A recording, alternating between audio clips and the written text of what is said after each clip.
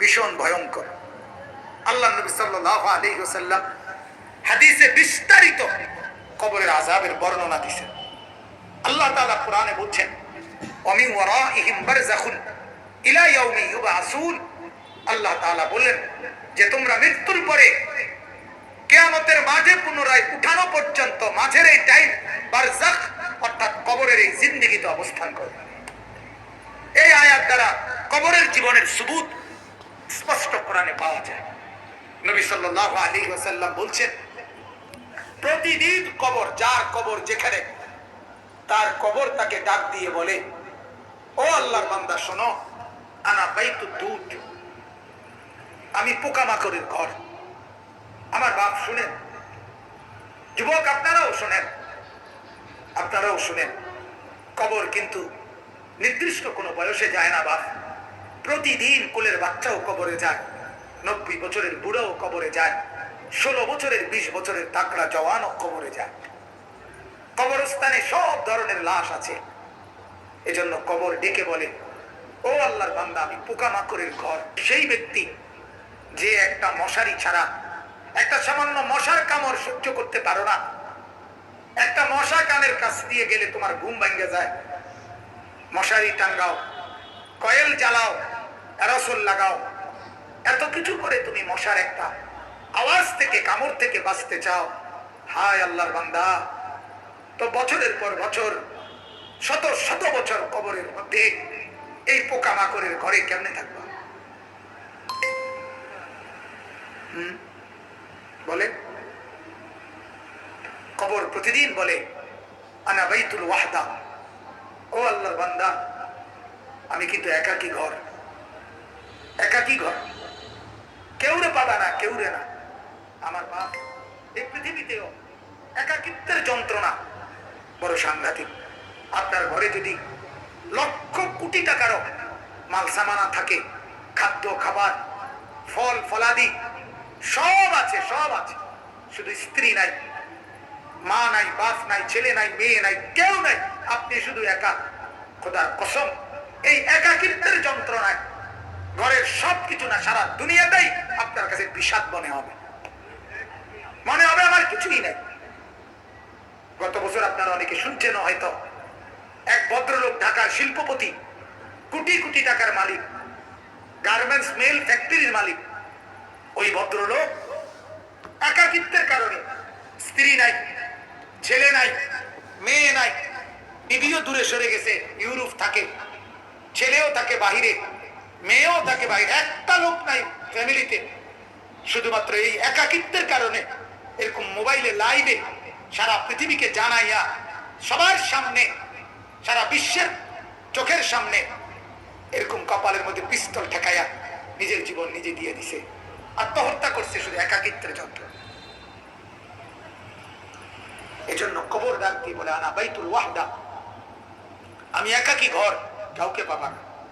আনা বাইতুল গুরবা, কবর বলে, ও আল্লাহর বান্দা, আমি অপরিচিত ঘর, কাউকে চিনবা না, ডানে বামে কিছুই বুঝবা না, মাটি ছাড়া আর কিছুই চিনবা না, আমি অপরিচিত ঘর।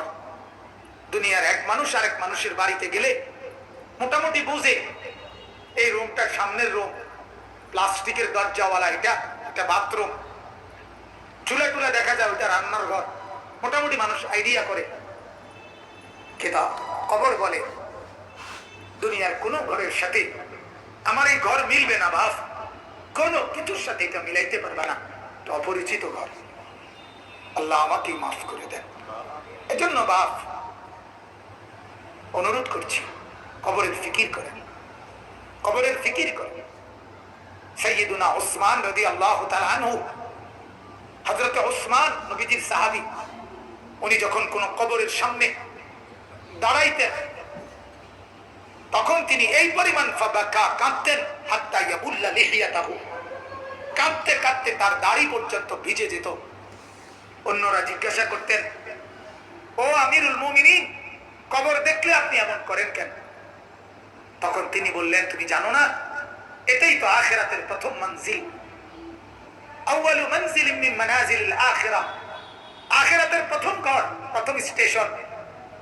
মান নাজা মিনহু এখান থেকে যে মুক্তি পাবে সে তো বাকি সব ঘাটিতে মুক্তি পাবে, এখানে যে আটকায়া যাবে সে তো সব ঘাটিতে আটকায়া যাবে। এই জন্য কবর দেখলে আমার ভয় হয়, না জানি আমার কবরে কি হবে, না জানে আমার কবরে কি হবে।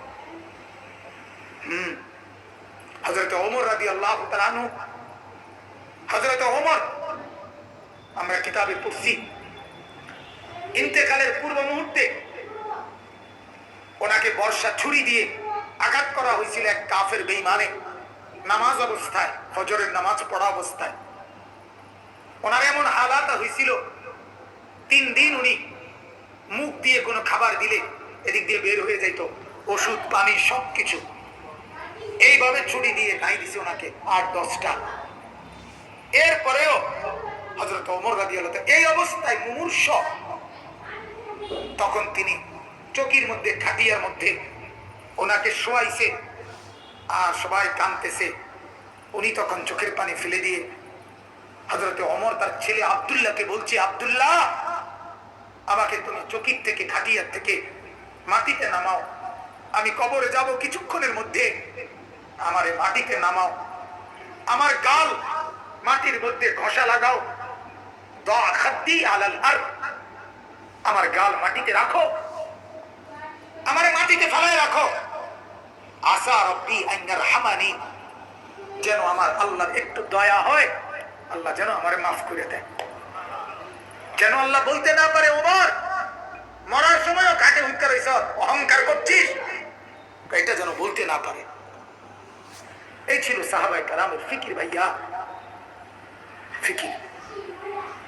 হ্যাঁ, হাদিসের মধ্যে আল্লাহর নবী সাল্লাল্লাহু আলাইহি ওয়াসাল্লাম বলছেন, কসম, হাদিস এটা, নবীজি বলেন, কোন নাফরমানের লাশ যখন কান্দের মধ্যে করে কবরস্থানের দিকে নিয়ে যায়, এই পরিমাণ চিৎকার করে, এই পরিমাণ চিৎকার করে নাফরমান বলে, আল্লাহর দোহাই তোমাদের, আমার লাশ ওই কবরস্থানে নিও না, আমারে কবরে রাখো না।